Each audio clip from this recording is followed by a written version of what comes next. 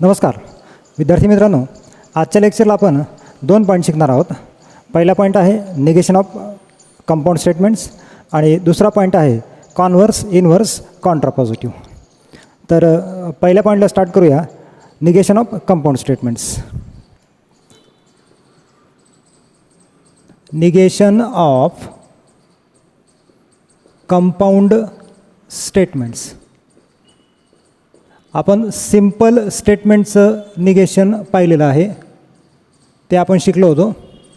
आता compound स्टेटमेंटचं negation शिकायचं आपल्याला. ओके, आपल्याला माहीत आहे आपण कंपाऊंड स्टेटमेंट शिकलेलो आहोत. Conjunction, disjunction, implication, double implication हे कंपाऊंड स्टेटमेंट आहेत. आता आपण त्याचे निगेशन शिकूया. तर पहिलं आहे negation of conjunction. Negation of conjunction. Okay, म्हणजे कंजंक्शनचं निगेशन कसं येणार. तर ह्याला एक फॉर्म्युला असतो.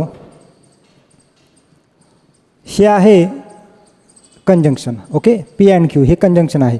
मग याचं निगेशन म्हणजे या पूर्ण ब्रॅकेटचं निगेशन घ्यायचं आहे आपल्याला. ओके, तर ते असतं not P or not Q. म्हणजे negation of P and Q is equivalent to not P or not Q असं असतं. ह्याचं प्रूफ पण आपल्याला लिहिता येतं. प्रूफची आवश्यकता नसते, पण एक प्रूफ मी एक्सप्लेन करतो की निगेशन ऑफ कंजंक्शन हे असंच काय येतं. एक एक्सप्लेन करतो, बाकीचे तुम्हाला घरी ट्रूथ टेबल शिकवलेले आहेत मी, तर ते घरी सॉल्व करता येतील. ओके, तर हे negation of conjunction not P or not Q कसं येतं ते बघूया आपण आधी. ट्रूथ टेबल काढून प्रत्येकाचं प्रूफ आपल्याला लिहिता येतं. P, Q, not P, not P. Sorry, not P, not Q. P and Q. Negation of P and Q. Not P or not Q.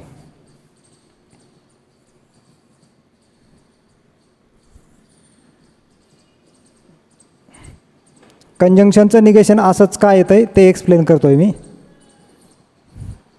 एक प्रूफ जर लक्षात आलं तर राहिलेले प्रूफ तुम्हालाही सॉल्व करता येतील. Column number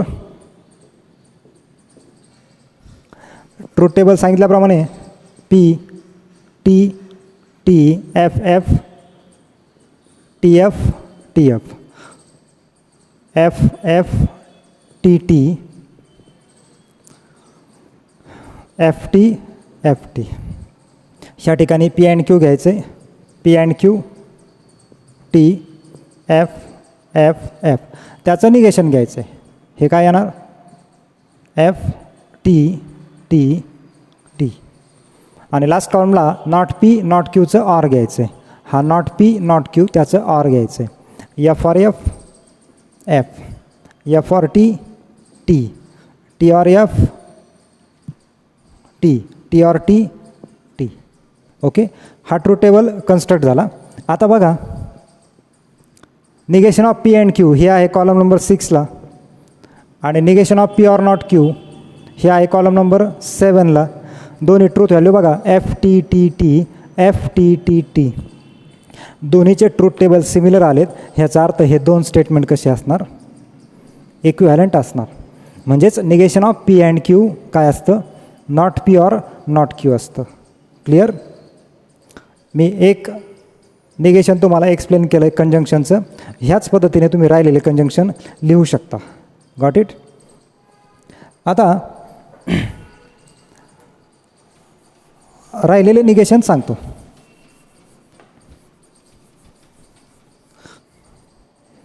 negation of conjunction असतं not P or not Q. Second negation of disjunction. Negation of disjunction म्हणजे ऑरचं निगेशन. हे डिसजंक्शन आहे त्याचं निगेशन लिहायचं आहे. ते लिहिणार not P and not Q.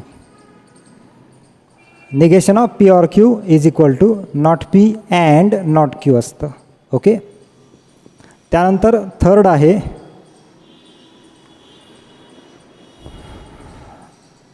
Negation of implication, हे आहे इम्प्लिकेशन, त्याचं निगेशन लिहायचं आहे, ते असतं पी अँड नॉट क्यू. म्हणजे first statement as it is घ्यायचं आहे अँड निगेशन ऑफ क्यू लिहायचं आहे. फोर्थ आहे निगेशन ऑफ बाय कंडिशनल, त्यालाच आपण डबल इम्प्लिकेशन म्हणतो. Double implication. ओके, तर हे आहे डबल इम्प्लिकेशन म्हणजेच बाय कंडिशनल, त्याचं निगेशन लिहायचं आहे, negation of P biconditional Q. ते असतं Q and not P or P and not Q. Q and not P or P and not Q. ह्याला तुम्ही असंही लिहू शकता, P and not Q or Q and not P असंही लिहिता येतं. ओके, आणि लास्ट आहे निगेशन ऑफ निगेशन.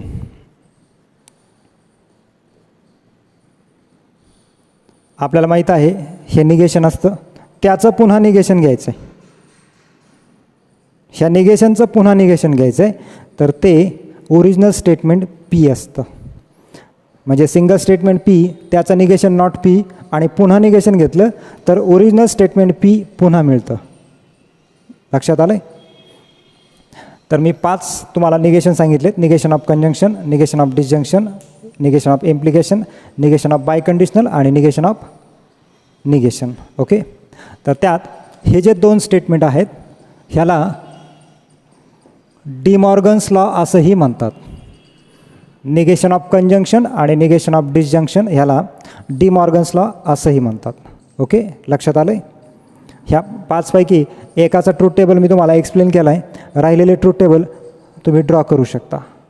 ओके, आता ह्या निगेशन पॉईंटवर आपण काही प्रॉब्लेम सॉल्व करूया, म्हणजे प्रॉब्लेम सॉल्व केल्यावर पॉईंट अजून क्लिअर होईल. ओके,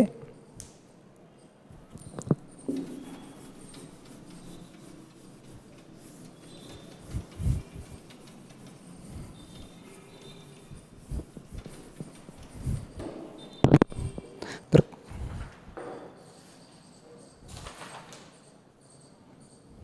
क्वेश्चन असा आहे, राईट द निगेशन ऑफ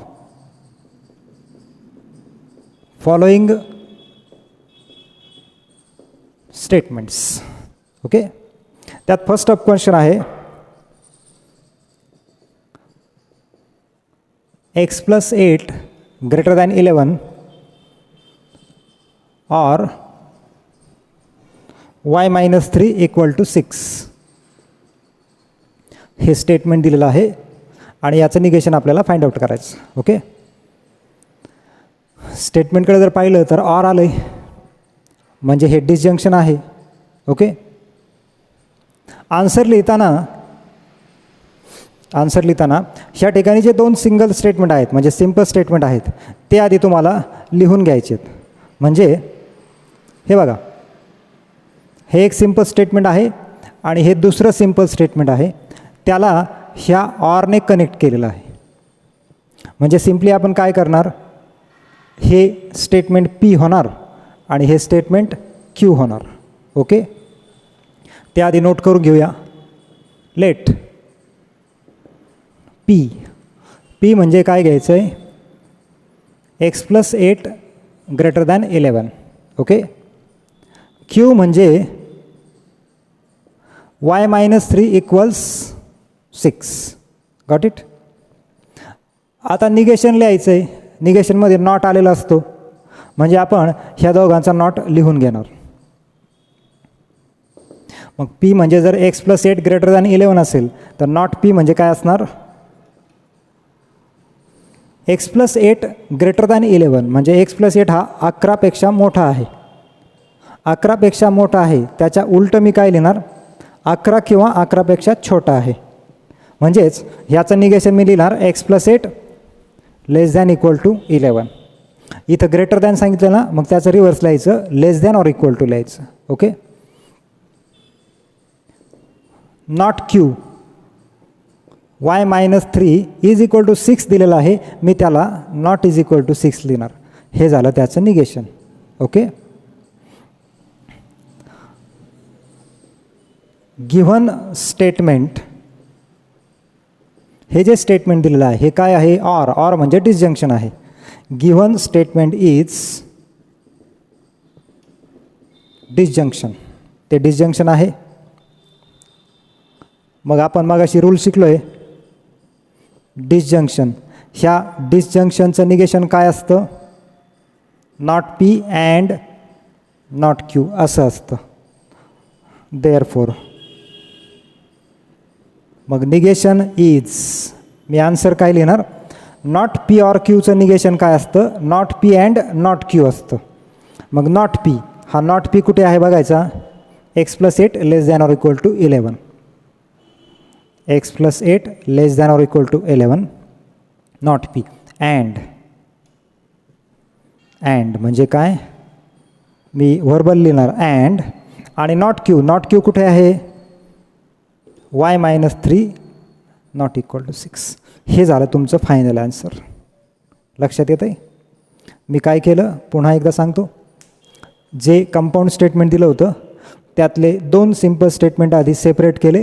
हे P statement x+8 greater than 11, Q statement y-3 equal to 6, त्या दोघांचे निगेशन लिहून घेतले. x+8 less than or equal to 11 not Q म्हणजे y-3 not equal to 6. Negation कसं लिहायचं हे मागच्या लेक्चरला सांगितलेलं आहे. त्यानंतर हे गिव्हन स्टेटमेंट डिसजंक्शन आहे असं आपण इथं सांगितलं. मग डिसजंक्शनचा रूल काय असतो तो लिहिला. नॉट पी ऑर क्यू म्हणजे not P and not Q असतं. आणि ह्याच रूलप्रमाणे फक्त हे स्टेटमेंट जे आहेत नोटेशन ते आपण इथे पुट केले. म्हणजे फायनल निगेशन काय होणार? नॉट पी म्हणजे x+8 less than or equal to 11 and not Q म्हणजे y-3 not equal to 6. Okay. व्यवस्थित लक्ष दिलं असेल तर कळतं आहे सगळं. Got it. अजून एक प्रॉब्लेम सॉल्व करूया.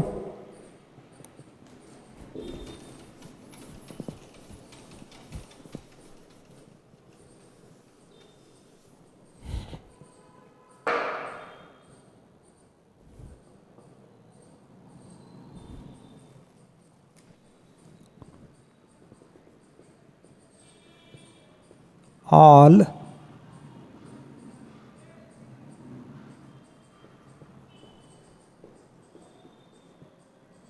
natural numbers are whole numbers.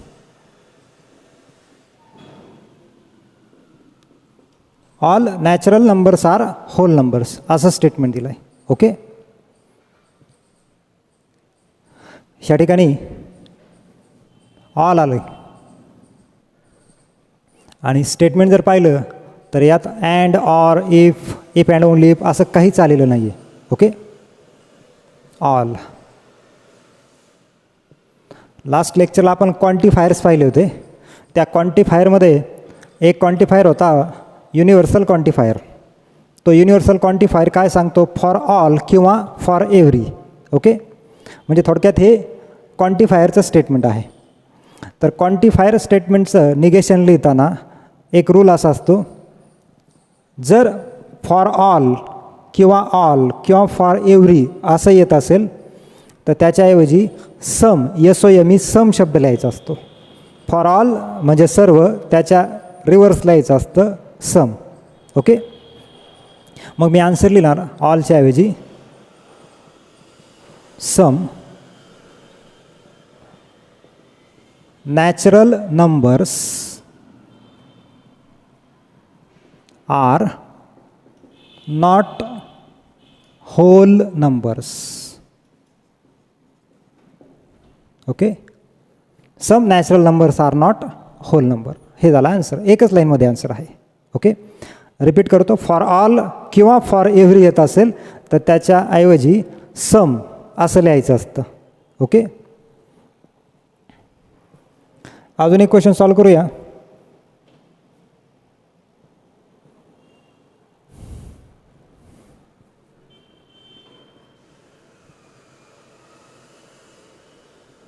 quadrilateral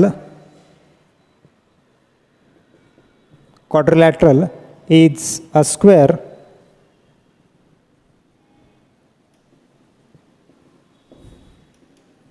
if and only if it is rhombus.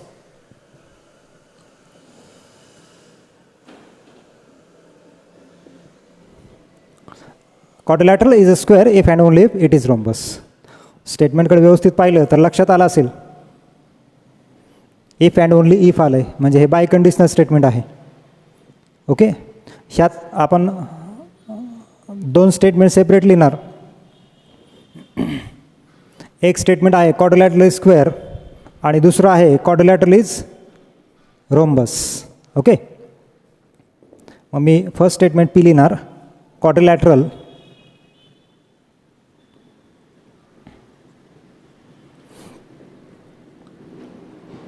is square. Quadrilateral is rhombus. Okay, त्याचं निगेशन लिहिणार. Quadrilateral is not square. Not Q म्हणजे quadrilateral is not rhombus. लक्षात येत आहे. ह्या स्टेटमेंटकडे जर पाहिलं तर हे बाय कंडिशनल आहे. Given statement is biconditional. By conditional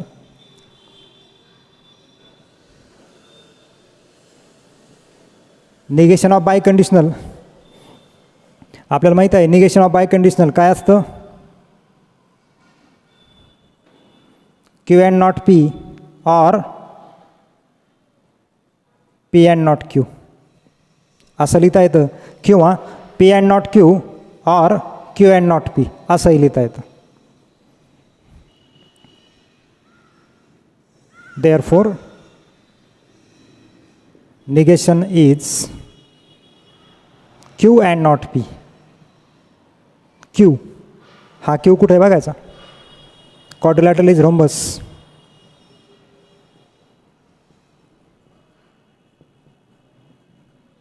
Quadrilateral is rhombus and not P. Not P म्हणजे काय? Quadrilateral is not square.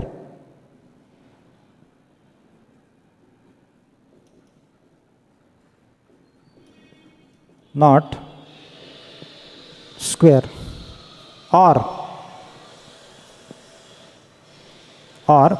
P. P म्हणजे काय आहे? quadrilateral is square. Quadrilateral is square and not Q. Not Q म्हणजे काय आहे? Quadrilateral is not rhombus. Quadrilateral is not rhombus. Okay, हे झालं फायनल आन्सर. म्हणजे तुम्हाला दिलेल्या स्टेटमेंटमध्ये ते कोणत्या टाईपचं कंपाऊंड स्टेटमेंट आहे ते ओळखायचं आहे. त्यातले सिम्पल स्टेटमेंट ओळखून ते लिहायचे, त्याचे निगेशन लिहायचे, फॉर्म्युला टाकायचा आहे आणि फॉर्म्युल्यात फक्त हे व्हर्बल फॉर्म इम्प्लिमेंट करायचं आहे. ओके, लक्षात आलं. आता आपण आजच्या लेक्चरच्या आपल्या दुसऱ्या पॉईंटकडे जाऊया. दुसरा पॉईंट आपल्याला शिकायचा आहे आज converse, inverse, contrapositive. Okay,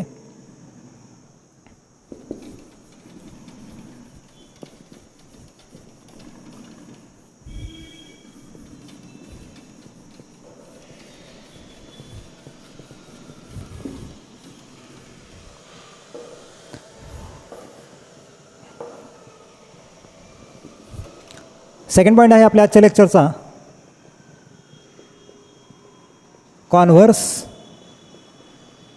inverse and contrapositive. हा क्वेश्चन 2 किंवा 3 मार्क्सला येतो.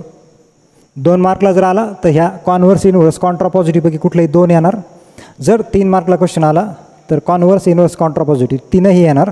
1 मार्काला 1 असतंय. Converse 1 mark, inverse 1 mark, Contra positive 1 mark. Okay. आता हा कॉन्व्हर्स इनव्हर्स कॉन्ट्रा पॉझिटिव्ह कोणासाठी असतो तर तो असतो इम्प्लिकेशनसाठी. म्हणजे काय, if P implied Q is given implication, then जर P implied Q हे तुम्हाला इम्प्लिकेशन दिलेलं असेल तर त्याचा कॉन्व्हर्स असा लिहायचा असतो Q implied P. म्हणजे P implied Q हे जर इम्प्लिकेशन असेल तर त्याचा कॉन्व्हर्स Q implied P असं लिहायचं असतं. त्याचा inverse not P implied not Q असा लिहायचा असतो. म्हणजे P implied Q जर इम्प्लिकेशन दिलेलं असेल तर not P implied not Q हा त्याचा इनव्हर्स असतो. आणि लास्ट कॉन्ट्रा पॉझिटिव्ह. जर P implied Q given implication असेल तर not Q implied not P असं लिहायचं, त्याला म्हणतात कॉन्ट्रा पॉझिटिव्ह. ओके, लक्षात येतं आहे. म्हणजे जर P implied Q given implication असेल तर Q implied P असं लिहिलं तर तो झाला converse. Not P implied not Q लिहिलं तो झाला इनव्हर्स. आणि not Q implied not P असं लिहिलं तर त्याला म्हणतात कॉन्ट्रा पॉझिटिव्ह. Got it. आता काही क्वेश्चन सॉल्व करूया म्हणजे पॉईंट अजून क्लिअर होईल. हा क्वेश्चन सॉल्व होण्यासाठी तुम्हाला हे 3 फॉर्म्युले लक्षात ठेवावे लागतील. हे 3 फॉर्म्युले जर लक्षात राहिले तर कुठल्याही क्वेश्चनचा आन्सर लिहिता येतं. ओके.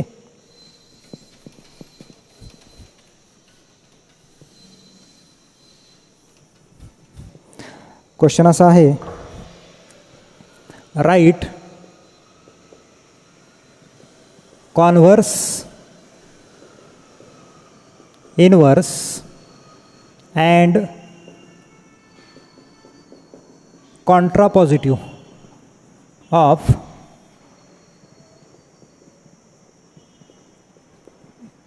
Following statements. ओके, लक्षात येतं आहे. त्यातला एक सब क्वेश्चन घेऊया. सब क्वेश्चन असा आहे, if x less than y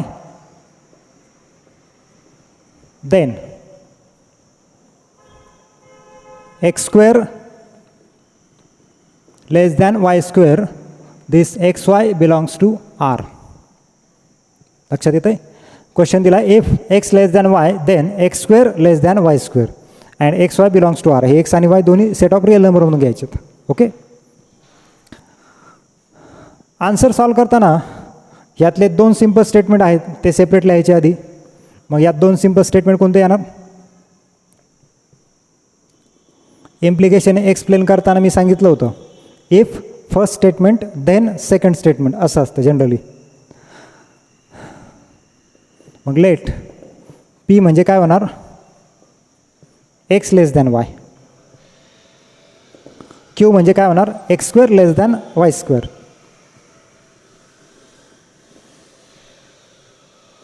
converse inverse contrapositive लिहिताना आपल्या निगेशनची पण आवश्यकता असते. तर ह्या दोनही स्टेटमेंटचे आपल्याला निगेशन लिहायला लागणार. नॉट P म्हणजे काय असणार? हे बघा आता, x less than y. x हा y पेक्षा छोटा आहे, त्याचं निगेशन कसं लिहिणार? x greater than equal to y. Negation of Q म्हणजे काय असणार? x square greater than equal to y square. लक्षात येतं आहे. आता फर्स्ट आपल्याला कॉन्व्हर्स लिहायचं आहे. ए म्हणूया आपण त्याला कॉन्व्हर्स. कॉन्व्हर्स मगाशी सांगितल्याप्रमाणे तो असतो क्यू इम्प्लाइड पी. म्हणजे आधी काय लिहायचं असतं, क्यू स्टेटमेंट आणि नंतर पी स्टेटमेंट लिहायचं असतं. लक्षात येतं आहे. मग आता क्यू स्टेटमेंट काय आहे, x square less than y square. हे जरी आधी लिहायचं असेल तर ह्याचा अर्थ काय असतो, इम्प्लिकेशन असतो. म्हणजे इम्प्लिकेशनसाठी इफ देन घ्यावंच लागणार आहे. मग मी आन्सर काय लिहिणार, एफ क्यू म्हणजे काय लिहिणार,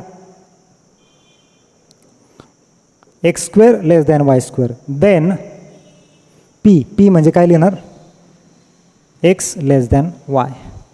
म्हणजेच कॉन्व्हर्स काय झाला, if x square less than y square then x less than y. एवढंच लिहायचं, 1 मार्क मिळतो. ओके, अतिशय सोपं आहे बघा. त्याचा इनवर्स म्हणजे काय असतं, not P implied not Q असतं. ओके, म्हणजे ह्या ठिकाणी मी आधी नॉट पी लिहिणार. इफ नॉट पी कुठे आहे बघा, if X greater than equal to Y then not Q कुठे बघायचा, वाय स्क्वेअर. लक्षात येतं आहे. आणि लास्ट कॉन्ट्रा पॉझिटिव्ह आपण कसा लिहितो, not Q implied not P असा असतो. ओके, म्हणजेच मी काय लिहिणार, इफ नॉट क्यू कुठे आहे बघा, X square greater than equal to Y square. Then not P कुठे आहे, X greater than equal to Y. लक्षात येत आहे. एवढा आन्सर लिहायचं आहे, 3 मार्क मिळून जातात. अतिशय सोपं आहे. फक्त तुम्हाला हे 3 फॉर्म्युले लक्षात ठेवावे लागतील, कॉन्व्हर्स, इनव्हर्स आणि कॉन्ट्रापॉझिटिव्ह. ओके, अजून एक क्वेश्चन सॉल्व करूया.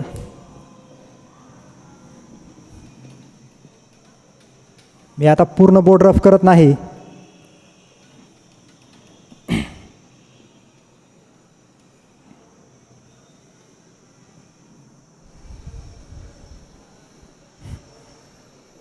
क्वेश्चन असा आहे, if surface area decreases,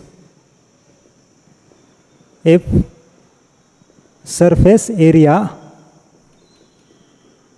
decreases then pressure increases. हे स्टेटमेंट दिलेलं आहे, इम्प्लिकेशन. त्याचा कॉन्व्हर्स, इनव्हर्स, कॉन्ट्रापॉझिटिव्ह लिहायचं.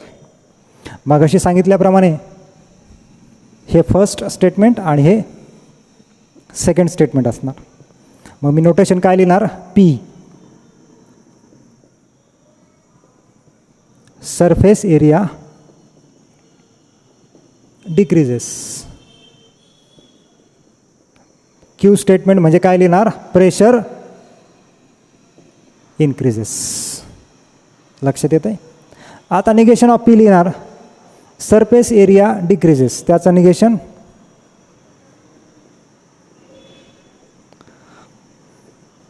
Surface area does not decreases. आणि क्यूचं negation pressure does not increases. लक्षात येतं आहे. आता कॉन्व्हर्स, इनव्हर्स, कॉन्ट्रापॉझिटिव्ह फॉर्म्युले आपल्याला माहीतच आहेत. कॉन्व्हर्स म्हणजे काय असतं, क्यू इम्प्लाइड पी असतं. मग मी काय लिहिणार, इफ क्यू म्हणजे काय आहे, pressure increases.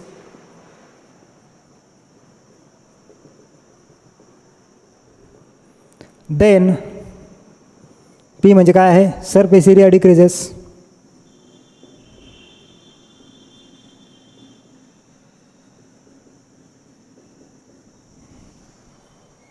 Inverse, not P implied not Q.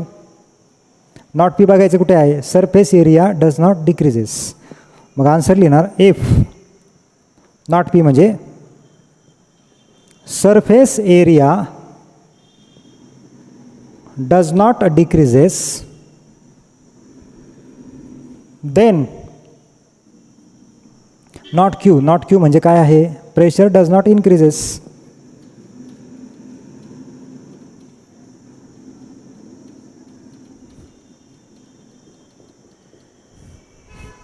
आणि last contrapositive, not Q implied not P. Not Q काय आहे? एफ. नॉट क्यू म्हणजे प्रेशर डज नॉट इन्क्रीजेस.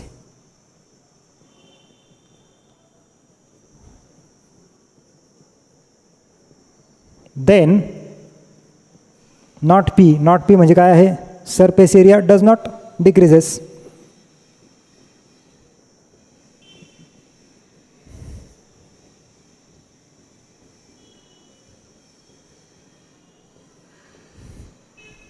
लक्षात येते?